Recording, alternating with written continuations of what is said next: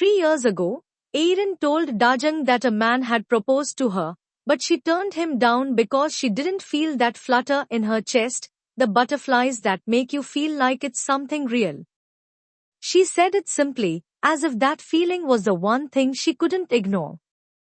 Dajang listened and then told her that those butterflies don't last forever anyway, that after you get married, they eventually go away. At Dukjan's party, Dayang is suddenly overwhelmed by a rush of old memories. It all pulls him back to a time when things were simpler, when they were still in love. Without thinking, driven by emotion, he leans in and kisses her. But Dajang pulls away immediately, her eyes wide with shock. She shoves him back and slaps him across the face. Without a word, she turns and walks out into the night, her heels clicking fast against the pavement. She tries to flag down a taxi, her hand trembling slightly. Just then, Jihu pulls up beside her and offers her a ride home. After a moment's hesitation, she gets into the car. Back at the party, Dayang hurries after her, wanting to explain, to stop her from walking away again. But before he can get far, Erin steps in front of him. She had seen everything. Breathless, he tells her he's going to tell Dajang the truth about who he really is. Erin looks at him, startled, and asks why he's decided to come clean now, after everything. Dayang doesn't hesitate. His voice is quiet but firm as he answers, because I love Dajang. Dajang has Jihu drop her off so she can walk the rest of the way home, and Dayang catches up to her and begs her to listen, but Jihu interrupts them, and Dayang tells Jihu to stay out of this, but Dajang snaps at him not to talk to her boyfriend that way and walks away with Jihu hand in hand.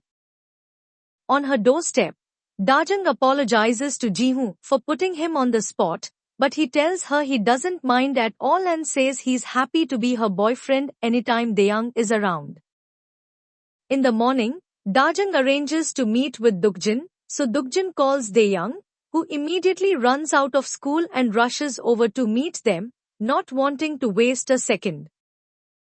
Dajang apologizes to Dukjan for what happened the night before, especially about the kiss she shared with his son, and while she's talking, Dukjan gets yet another rejection text from teacher OK saying it's inappropriate because she's a teacher and he's a parent, and he suddenly starts sobbing in front of Dajang, who naturally assumes he's having an emotional breakdown over her kissing Wooyoung. Dajang goes to Erin's office in the same building, where she confesses that her heart fluttered when Wooyoung kissed her, and Erin starts to tell her who Wooyoung really is, but before she can get the words out, Dajang cuts her off, saying it doesn't matter because she's already made up her mind to draw a clear line, and with that, she storms out, her expression firm and her steps full of purpose. She runs into Dayang in the elevator and they both shift uncomfortably, stealing glances without speaking, and every time Dajang tries to say that what happened between them can't happen again, she hiccups mid-sentence, flustered and embarrassed, and when the elevator suddenly fills with people, they end up squished together, the close proximity only making the moment more awkward, but once they're outside, Dajang finally pulls herself together and tells Dayang clearly that she doesn't want to see him again.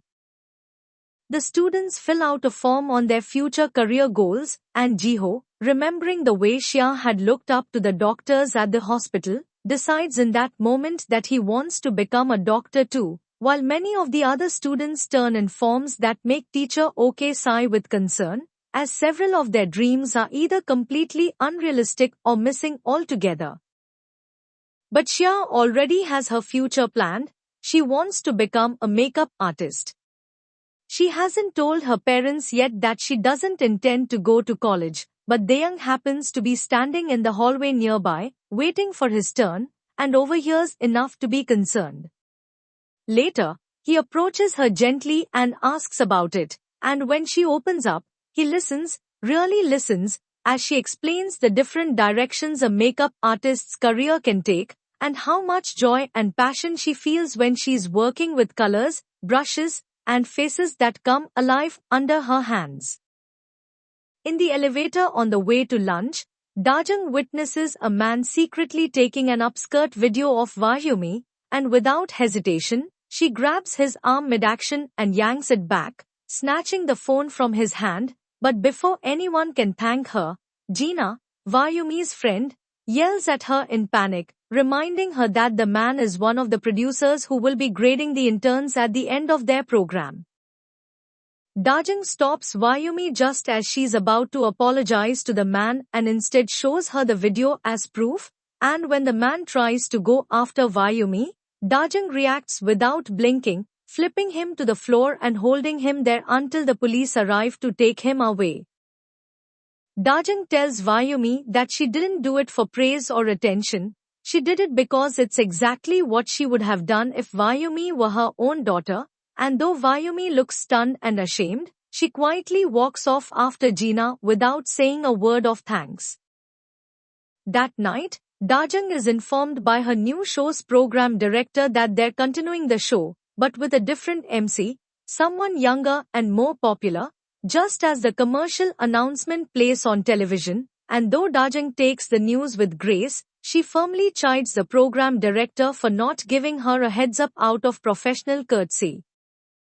Later, Jihoon drives Dajang to the shoe store to get her shoe repaired, the one that broke during the scuffle with the pervert, and while she's inside, Jihoon spots the Weasley reporter lurking nearby, snapping photos of them without permission, and he confronts him, snatches his camera's photo card, and warns him that if he prints a single word about Dajang, he'll sue him for defamation. When Dajang comes back outside, she's surprised to find out the shoes she's been wearing, the ones she assumed were a gift from Jihoon, actually weren't from him at all. They go for a walk along the same path where Jihoon once made his quiet cherry blossom wish, and there, under the soft light of the trees, he gives her a small ring and confesses that he likes her, saying he wants to be the first person she thinks of when she needs someone, but for Dajang, that person is still Daeyoung, and so, gently and sincerely, she turns Jihoon down and places the ring back in his hand. At her bus stop, Daeyoung follows Dajang across the street, staying hidden from view. He calls her and asks if she's okay about her show, but she explodes at him. She tells him that he's never been by her side when she or the kids needed him, and that she knows he's not even in Busan. She says that for half of her life, whenever something happened to her, Daeyoung was always the first person she thought of, but she doesn't believe he felt the same way, because he was never really there for her. Daeyoung insists that he was always on her side, but Dajang snaps back that she's tired of being disappointed by him. Suddenly, Dajang gets another call and rushes to the convenience store, where Xiang is being accused of stealing from the register. Dajang calmly speaks to the owner, asking him to investigate more carefully, and promises to pay back the money if Xia really took it. Outside, Dajang says she knows Xia didn't steal, she's just angry that Xia lied about having a job. Xia confesses that she's been taking makeup classes, and Dajang is upset that she's been working instead of studying for college. Xia responds that she's not going to college, which makes Dajang yell even louder. Xia yells back that she's done all her research and believes she's made the right choice for herself. She tells Dajang not to interfere, and then admits she knows she was a mistake, so she's trying not to burden her parents any more than she already does. Xia storms off in a huff, and for a moment, Dajang lets herself imagine that Daeyoung is there, promising to take care of everything and wrapping her in a comforting hug. What she doesn't know is that Daeyoung is watching her from a distance, aching to give her that hug, but unable to reach out. When Xia gets home, Dajang tells her that she's not an accident, but the biggest blessing of her life. She promises to always listen to Xia from now on, and explains that she was scared when Xia said she wasn't going to college because she worried Xia would be limited by her lack of education. But now that Xia has thought everything through, Dajang promises to support her no matter what.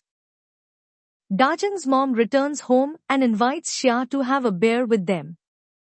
Xia raises her glass and toasts, wishing that her mom and grandma could be her daughters in their next lives.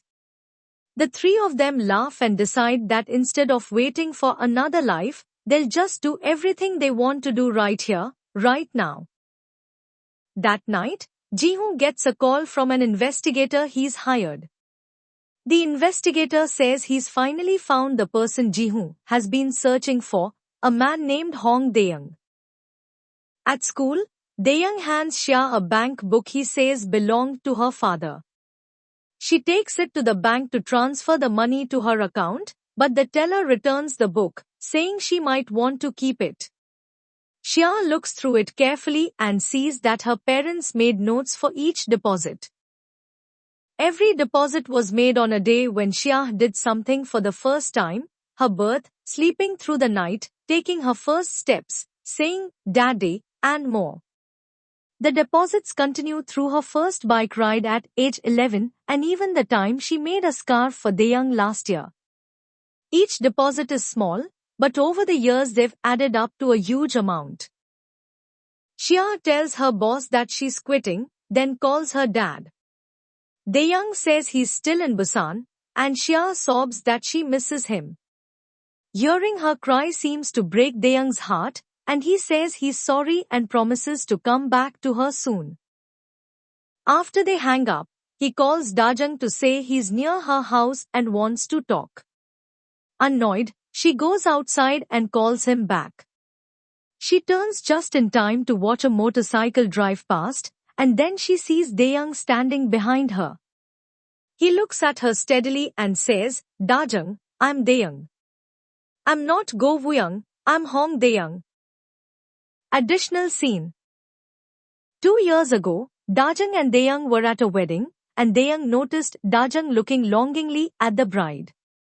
Later, he asked if she wanted a wedding of her own, but she said she'd rather use the money for a family trip. It had been raining, so Dae-young went out to buy an umbrella, and when he came back, he brought her some flowers. Suddenly overwhelmed by how beautiful she looked, Dae-young pulled Dajang into his arms and told her that, to him, she was the most beautiful woman in the world. We then go back to Dajang's conversation with Eirin, where she admitted feeling butterflies when Woo-young kissed her. She said she wasn't sure if the butterflies were because it was Woo-young, or because he looks, sounds, and even acts like Dae-young. After Dajang stormed out to confront Dae-young, Eirin remembered that Dajang had once told her that Dae-young no longer gave her butterflies.